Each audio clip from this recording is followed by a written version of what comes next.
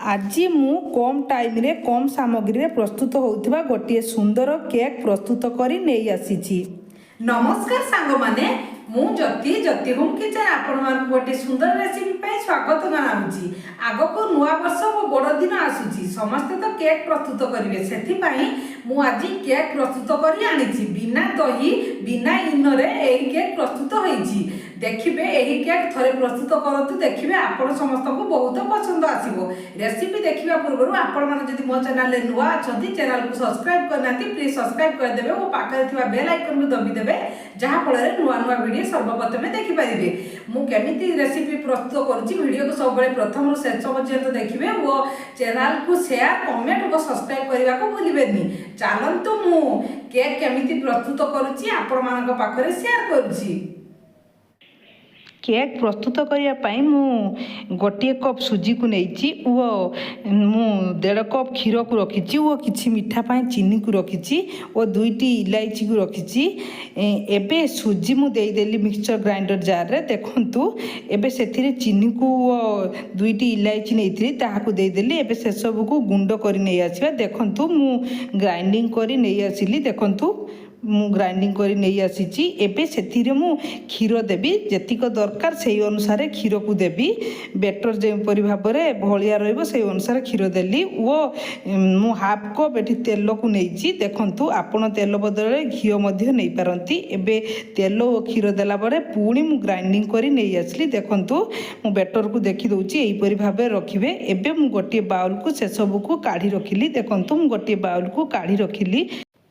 इबे से half चामच baking powder और half चामच baking soda को देली केक फुलिबा पाई। एबे से सब देला परे मु भल्लो से गुळेई देली। देखंतु गुटे डायरेक्शन ले भल्लो से मु गुळेई नउची, आपण मान को देखि दउची। बेकिंग पाउडर बेकिंग सोडा देला परे बेसी टाइम बाहर रखिबेनी।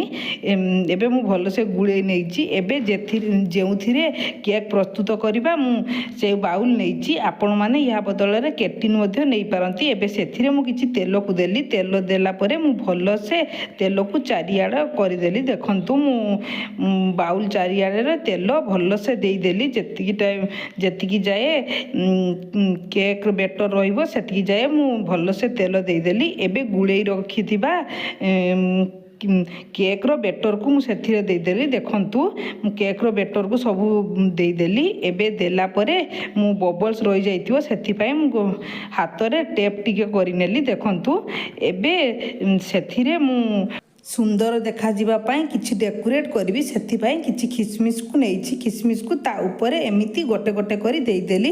केक बहुत सुंदर देखा जिवो, सेथि पाई मु देई देली। आपण माखरन जदि नथिबो स्किप मध्य करि पारंती। एबे से सब देला परे मु से गोटे कढ़ई को गरम करि नैथली। सेबे ता ऊपर मु गोटे प्लेट को देली।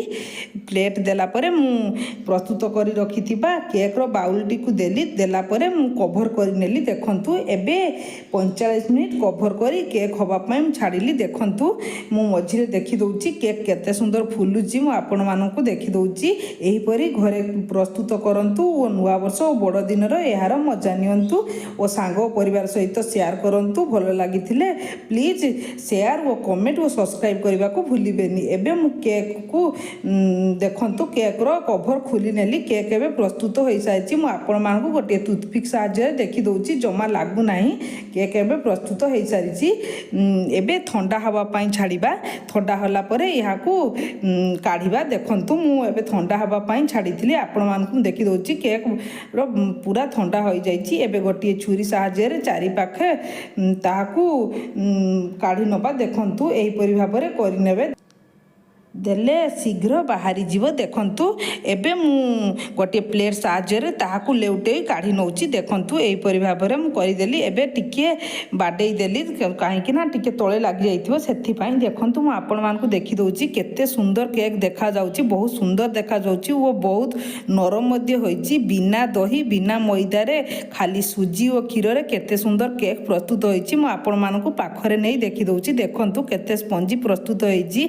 घरे एही तैयारी करंतु ओ पिला माननकु स्कूल टिफिन ले भी देई परिबे और घरे पिला माननकु खाइबो पाई मध्य देई परिबे। देखंतु मु काटिकी देखि दउची। प्लीज गला बेले सब्सक्राइब कर देई।